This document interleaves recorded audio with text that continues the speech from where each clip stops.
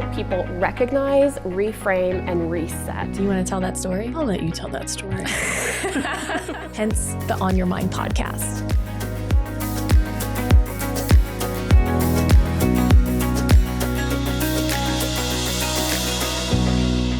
Welcome to the On Your Mind podcast. I'm so excited today to dive in with Calvert Collins-Bratton, who's a good friend of our family's, and she's also a powerhouse woman around Dallas. She's been named as one of Dallas Business Journal's 40 Under 40 because of her extensive executive experience, her involvement in the community on different boards. Also, she seems to be chairing just about every event that I go to around the city. And she's also a seventh generation Texan, and she lives in North Dallas with her husband and her three adorable daughters. So really grateful to have you today, Calvert, as a friend, as a mom, as such an accomplished woman, and with your broadcasting career as well. I know we've known each other for a little while, but we really got to know each other a little bit better in the past 6 months. Can you tell me a little bit about how we got to talking more? What sort of introduced you to this journey around brain health and mindfulness that you've been on? Well, thank you, Dorsey. It's great to see you in person, not just on Zoom. But of course, we get to see each other at events. And I love our intersecting lives.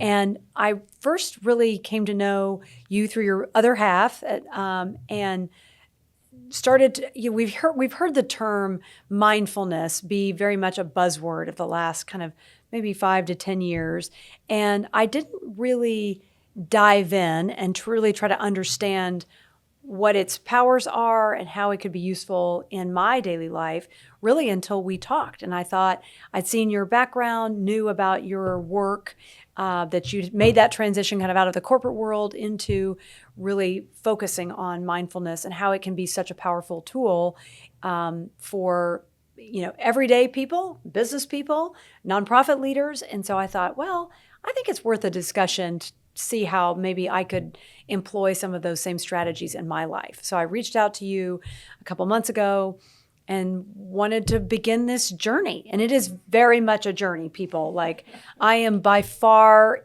still in my early days. I mean, my children think that my mindfulness pillow is actually a cat pillow. So I do need to give it some more use.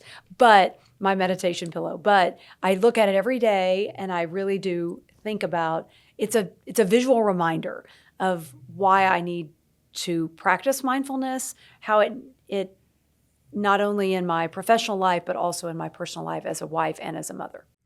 I love that, Calvert. And I know that our connection was part of your impetus for starting a mindfulness journey. Was there anything else that made you think, okay, maybe I'll see what this buzz is about? So I have a wonderful colleague who's of Indian heritage, and she and her husband both practice mindfulness. She actually even recently went to a detox retreat, and she practices mindfulness every day. I've gone to sound baths at her house. I've done other meditation work with her, really because I wanted to know more. I also wanted to support her and understand like how some of these, centuries old trainings that were very common in other communities, in the Far East communities and heritage, that's really part of their intrinsic life, how they live their lives, how they think about their overall health and wellness. And that's been newer in, American culture and psyche. And so that's really been a fun foray the last several months for me. And so then when we started talking, I thought, this is like the stars aligning around mindfulness. And I've just felt a little bit out of sync, I would say, having a demanding job that I absolutely love and the people that I work with, and also having a busy husband and 3 busy kids. And that work-life balance also gets misused, I think, because there aren't always times of balance. But I think mindfulness can really help us recenter and take that moment to think about, am I out of sync? And if so, how? What can I recalibrate so that I can get more in line with what my priorities are and what my needs are as well for myself and then also for my family? Calvert, I love that. I think you're so right that I think the term balance is often overused, and maybe we think about seasons of life, and it sounds like you're using mindfulness as a tool to recenter, to prioritize what's most important, to check in with your needs, which is an executive, a mom, a wife, a community leader. That can be really hard to do, to remember to take that moment. So tell me a little bit more about what mindfulness looks like for you, even on a busy day. You mentioned your cushion. So I know we went back and forth about a meditation cushion. I love that it's kind of a physical symbol for you. I know you've done some practices on it to sit cross-legged, elevate your hips a little bit. So do you sit on the cushion on a daily basis? Do you take mindful pauses? How do you incorporate this practice in your daily life? So I'd love to sit on that comfy pillow more often. I probably don't do it enough. I was doing it every day, usually before bed. My colleague does it in the morning, and so she will devote like 45 minutes. I am not there yet. I do like a guided meditation for 5 to 10 minutes. It can be music, it can be someone talking, telling a story, but I also take moments on my drive, like wherever I may be going. It could be a drive to work, it could be a drive to lunch, where I just turn off music, or I listen to a lot of NPR, and I just kind of take the moment to think about where I'm going, what I'm doing. Is that serving me, my, where I work, my team, my family? How am I kind of refocusing on what I need to be thinking about? And is where I'm going and what I'm doing best serving those priorities, as I mentioned earlier? So I think I'm really trying to be, present everywhere I go. So I purposefully leave my phone out of meetings. I leave it on my desk so that I'm not distracted. And I actually realize that that's actually a mindfulness tool, so that I can be present and focused with the people that I'm surrounded by. We don't include phones at meals, so that I can focus on my kids, my husband. Now they would love to tell you that is not, that I should be practicing that more than I do, because I feel like I do always have my phone as an attachment. But I've worked on being more connected, purposefully and physically, away from my device. So I think those are some different ways that I tangibly practice mindfulness, while I'd love to be sitting on my pillow more often. Hence why my children were like, "Is that for the cat?" No, it is not for the cat. The cat has enjoyed sitting on it as well, but it is for me. And I keep it next to my nightstand so that I see it every day, and I try to sit on it before bed as just kind of a way to decompress and not think about all the things I did that day and then all the things I need to do the next day, where I really just use it to clear my mind. And so I think I've taken that sitting on the cushion and also done that throughout the day when I've just needed a check-in. I love that, Calvert. What's striking me is you talked about your colleague going on a detox retreat, but what I hear you doing is taking little detox moments throughout the day, turning off the radio, turning off NPR, putting away the phone.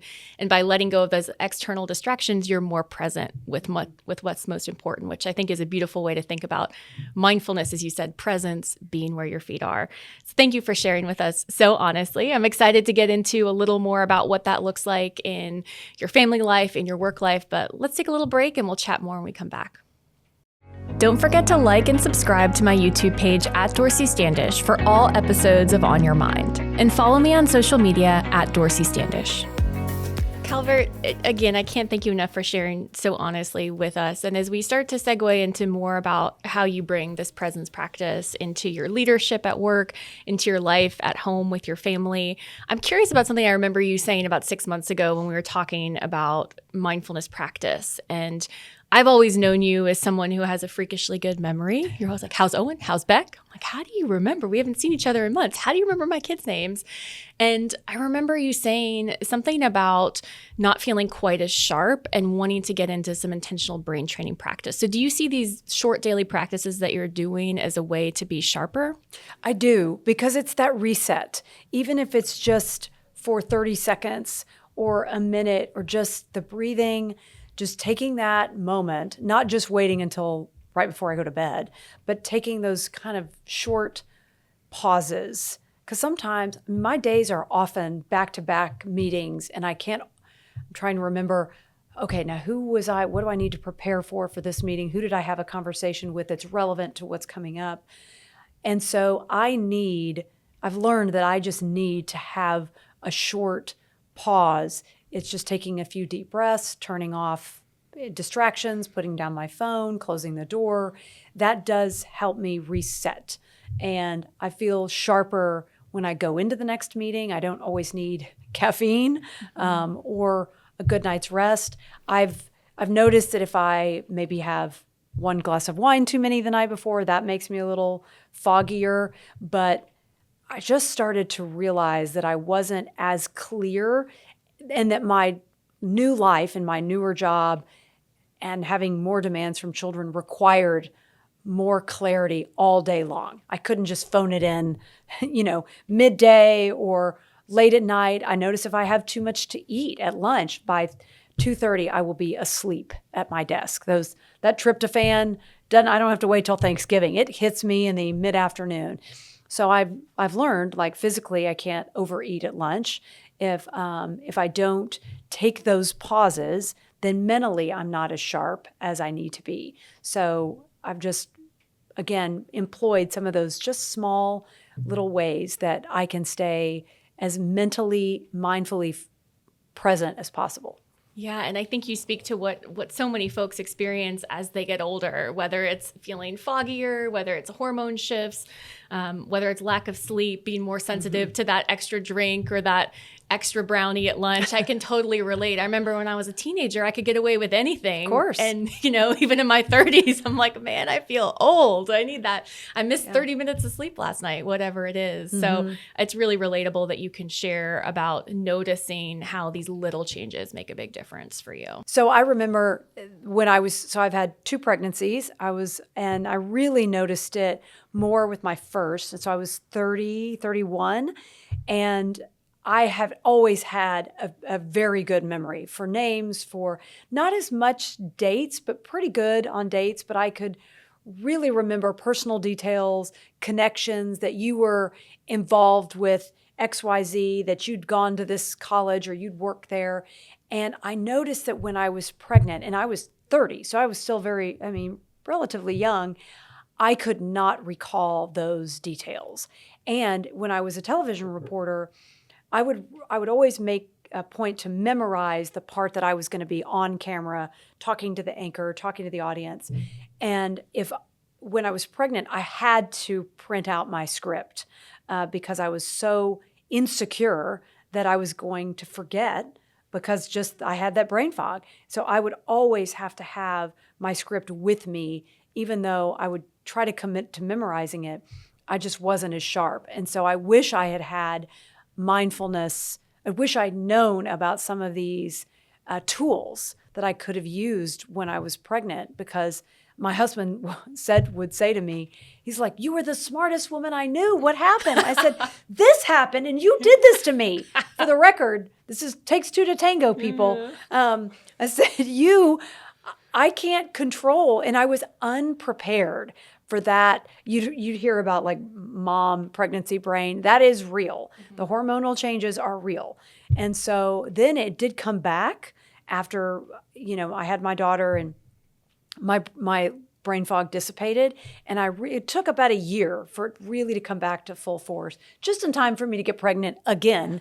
But it didn't seem to affect me as badly my second pregnancy with my twins, which is odd that, they say twice the kids, twice the symptoms. That did not happen to me. So but it did take several years where it felt like I fully regained my memory.